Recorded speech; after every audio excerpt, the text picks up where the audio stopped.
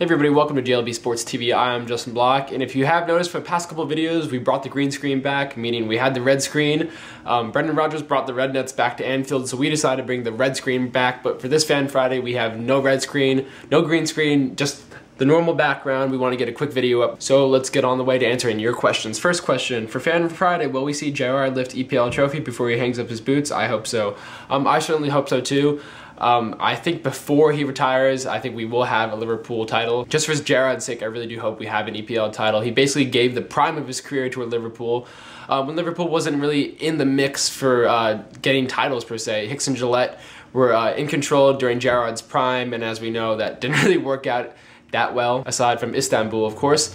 But I do certainly think that Gerrard will have an EPL trophy before all is said and done. Can João Carlos become a C Ronaldo considering he came from Sporting CP like JCT? João Carlos Teixeira was Liverpool's hot signing in the January transfer window. I think he's an 18-year-old winger. He came from Sporting for a fee around £1 million. You know, deeming him the new Ronaldo is kind of a really big title. You know, if he was actually like the new Ronaldo, I think he'd be in Liverpool's first team by now.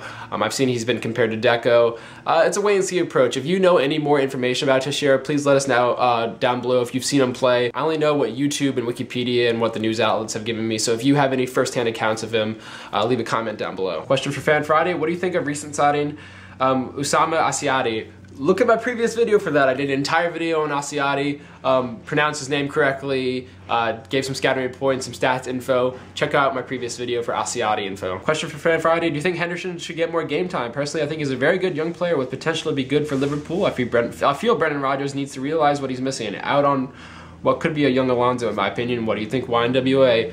Let's not use the word young Alonso, because anytime Alonso is mentioned, Liverpool fans become hysteric because we missed Alonso so much. So I don't think Henderson is a young Alonso. I don't think there's really any player in the world who can be like another Alonso. I do think, however, he can be a very good recycler, poised passing midfielder. He'll be challenging Joe Allen for that starting spot this year, and Nuri Sahin if Sahin eventually comes in. But with all the games, we have 4 competitions: Europa League, Capital One Cup, FA Cup, the league, injuries, the annual Gerrard injury that we're all accustomed to. There will be spots and minutes in midfield, and I do believe Henderson will have a breakout year. Henderson just has too much technique, too much potential, too much poise on the ball, and too much experience. He's the most, he has the most EPL starts out of any 22-year-old in the league. And I do think Brendan Rodgers is the kind of coach that will bring it out of Henderson. Do you think Agger will leave? Is your family renting out of the home in Florida? It looks gorgeous. Thank you. I do like that house very much. I do not think Daniel Agger is leaving. If anything, it'll come down to a deadline day deal at the very last minute, but I do not think that Man City will match the valuation of £27 million or £20 million plus Adam Johnson. I think that's too high even for them. I know it's crazy to sound just because Man City are so reckless and they have so much money, but I do not think they'll match Liverpool's valuation. I don't think Liverpool want Man City to match the valuation. Nobody wants Daniel Agger to leave. Daniel Agger doesn't even want to leave. I think he could block the move even. His YNWA, you know, tattooed on his knuckles. He's given every indication he wants to leave. He's a very loyal player. I don't think he'll be leaving. Then again, the deadline has produced crazier things, so it's really up in the air at this point. But it really does feel like the media is putting more pressure on Liverpool to sell Daniel Agger day by day than Liverpool has on themselves. Every single day you hear a news story about how Liverpool are in some position to sell Daniel Agger, and I'm just not buying any of it. Do you think USA men's team can go far in a World Cup? I don't think so. The States are a decent squad. You can beat teams that are at their level and below. When it comes to teams like Brazil, France, Spain, Italy, Germany, I don't think there's no chance. I think the US certainly has a chance. They gave all those teams a run for their money in the Confederations Cup a couple seasons ago, but then again, that was a while ago, and that was sort of a lightning in a bottle for Team USA. I do agree with you. I think Team USA can only really beat teams at their level or below, and I think they're about 36 in the FIFA rankings right now, which is kind of insane. But with Jurgen Klinsmann as the new head coach, I think he's sort of implementing a different pass and move style to football, much different than Bob Bradley's previous sort of rigid defensive tactical football. This is more free-flowing, and he's really starting to rebuild from the ground up. I do think it'll take at least, you know, another decade for Team USA to be seriously making challenges at the World Cup. I do hope the next World Cup, Team USA, I almost said Liverpool. I do hope that the next World Cup, Team USA can get past the quarterfinal stage, however. Now let's move on to a couple questions that you guys submitted via Twitter. Question for Fan Friday, bro. Seen on last week's that you're a Red for 4 years.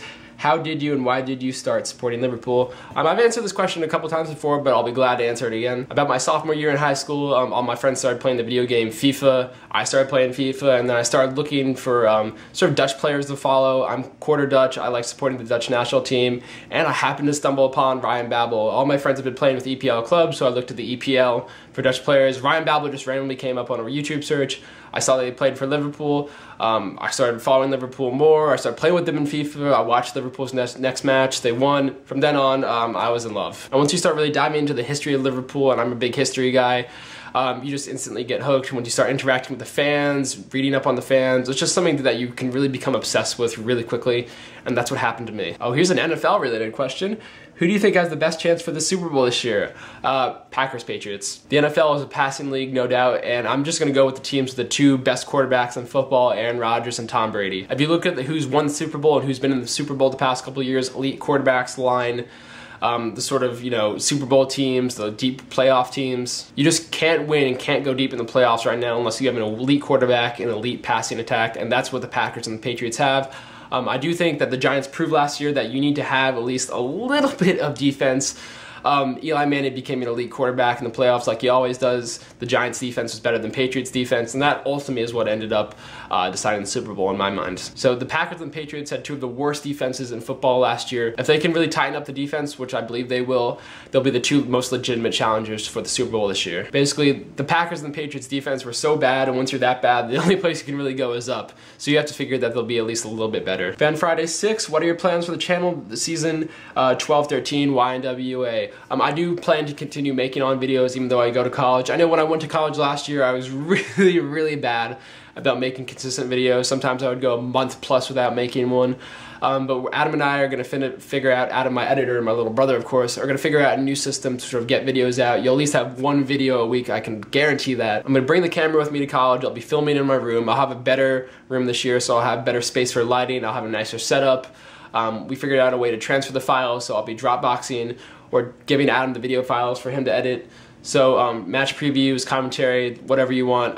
We'll be more consistent this season uploading videos to the channel. That's it for today for Fan Friday. Sorry if I didn't get to your question. We had a lot of questions this week. I answered as many as possible to keep the video timely and short, or short enough that you can at least watch your question get answered. Again, submit questions via Facebook, Twitter, email, however you want. At JBlock49 is my personal account on Twitter. The new channel account and the website account, the new website / channel Twitter account, it's at JLBsportsTV49. And Facebook.com/JLBsportsTV is where you can hit us up on Facebook, leave your questions for next week, either with us on YouTube, in the comment section of this video, hit us up on Facebook, Twitter, let me know what you guys thought of my thoughts, and that's it for this week, guys.